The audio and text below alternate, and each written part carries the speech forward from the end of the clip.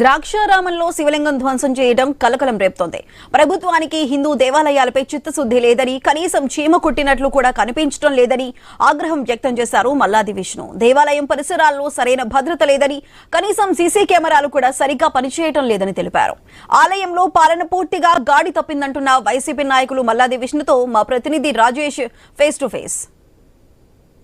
క్షేత్రమైన భీమేశ్వర స్వామి ఆలయంలో సప్తమి ఘటము కపిలేశ్వర స్వామి ఘటంలో ఈరోజు వైసీపీ నాయకులు ఆ ఘటాన్ని పరిశీలించారు. దీనికి ప్రధాన కారణం నిన్నటి రోజు ఒక దుండగుడు అక్కడున్న శివలింగాన్ని ధ్వంసం చేయడంతో వైసీపీ నాయకులకు సంబంధించి ఎమ్మెల్సీ తోట తిరుమతులు, రాజ్యసభ సభ్యుడు పిల్లి సుభాష్ చంద్రబోస్, అలాగే మాజీ ఎమ్మెల్యే, మాజీ మంత్రివర్యులు మల్లాది విష్ణు వీరంతా కూడా అక్కడ పరిశీలించారు. అసలు అక్కడ పరిశీలించారు. అసలు ఏం గుర్తించారు దానిపై ప్రస్తుతం మన వద్ద మల్లాది విష్ణు ఉన్నారు. వారిని అడిగి తెలిసిన ప్రయత్నం కూడా చేద్దాం.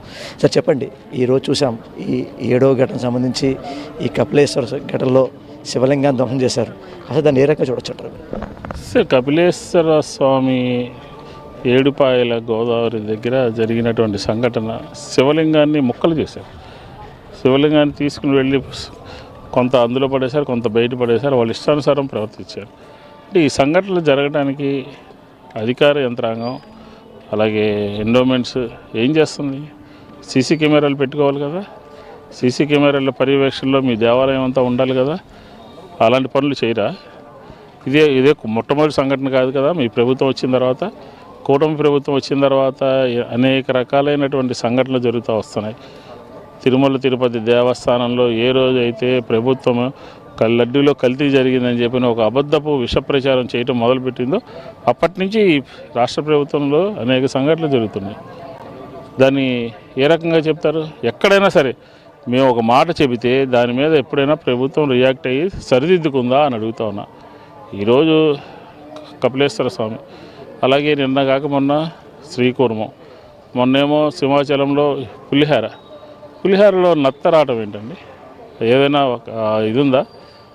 ప్రజలు ఎంత భక్తులు ఎంత భక్తి శ్రద్ధలతో పులిహార తీసుకుంటారు. అలాగే సింహాచలంలో గోడ కూలటం కానీ, గోశాలలో ఆవులు మరణాలు, చిన్న తిరుపతిలో ఇలాగ అనేక సంఘటనలు సీరియస్గా జరుగుతున్నాయి. నిన్న కాక మొన్న అమ్మవారి దేవస్థానంలో 3 గంటల పాటు కరెంటు పోయిందని అంటే ఎవరు దానికి బాధ్యులు? సీఎండీ వస్తే సీఎండీ కూడా చెబితే సీఎండీ నిర్లక్ష్య వైఖరి వహిస్తే, పవర్ కట్ చేస్తే ఎవరు రాజీనామా చేస్తారు?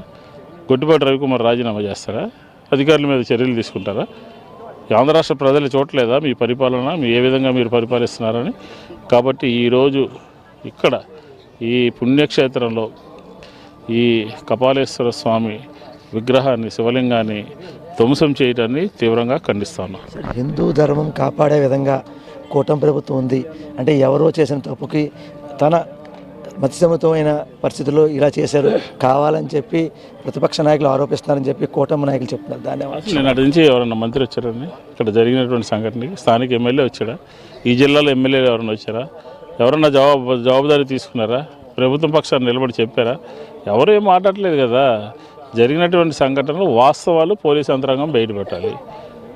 అంతే తప్ప ఏదో మసిపూసి మారేడికాయ చేసి పక్కదారి పట్టించేటటువంటి ప్రయత్నాలు సరైనటువంటిది కాదు. సరే, మొత్తం జరుగుతున్నాయి కదా. 19-20 నెలలుగా ఈ రాష్ట్రంలో జరిగినటువంటి పరిస్థితులు ఏంటి? ఈ రాష్ట్రంలో జరిగినటువంటి సంఘటనలు ఏంటి? ఈ రాష్ట్రంలో జరిగినటువంటి సంఘటనలకి ఎక్కడైనా జవాబుదారీ తీసుకున్నారా? ప్రభుత్వం ఎక్కడైనా సరే మాది బాధ్యత భవిష్యత్తులో జరగకుండా చూస్తామన్నారా? ఎండోమెంట్ శాఖ నిద్రపోతూ ఉంది. నిద్రావస్థ నుంచి బయటికి రావాలి. ప్రభుత్వం కూడా ఆ రకమైనటువంటి కార్యక్రమంలో ఉంది. తేలిగ్గా తీసుకుంటుంది, లెక్కలేనితనంగా వ్యవహరిస్తుంది. ఎందుకు మీరు జవాబుదారీతనంగా అధికారులని చర్యలు తీసుకోవట్లేదు?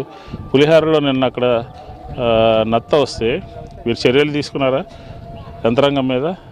అలాగే కరెంటు కట్ చేస్తే యంత్రాంగం మీద, దానికి బాధ్యులైనటువంటి వాళ్ళ మీద చట్టపరమైనటువంటి క్రమశిక్షణ చర్యలు తీసుకున్నారా? ఏమీ లేదు. ఇక్కడ నిన్న ఈవో గారు కూడా నిన్న మధ్యాహ్నం కనపడలేదని పత్రికల్లో చూసాం. ఏంటి ఎవరు సమాధానం చెప్తారు? వీటన్నిటి మీద కూడా ప్రభుత్వము సీరియస్గా స్పందించాలి అని చెప్పని కోరుతా ఉన్నాం. చూసాం కదా, ఓవరాల్గా ఈ ఏవైతే 7వ ఘటన కపిలేశ్వర స్వామి ఘటనలో జరిగిన ఈ శివలింగం ధ్వంసంపై ఇప్పటికే వైసీపీ నాయకులు దీన్ని పరిశీలించారు. అయితే ఇటువంటి పునరావృతం కాకుండా తగు చర్యలు తీసుకోవాలి, హిందూ ధర్మాన్ని కాపాడాలి.